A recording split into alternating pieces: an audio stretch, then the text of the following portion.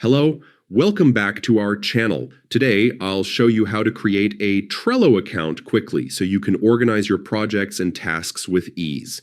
First, open your web browser and go to Trello.com. Click on Get Trello for free at the top right corner. You can sign up using your email and a password, or quickly use an existing account like Gmail, Microsoft, Apple, or Slack. Complete the verification process to confirm you're human, then follow the prompts to customize your Trello space according to your needs. Once your account is ready, you can start creating boards, workspaces, and cards to organize tasks visually. Don't forget to invite your teammates by entering their emails to collaborate efficiently. And that's it. Your Trello account is ready to help you stay organized and boost productivity.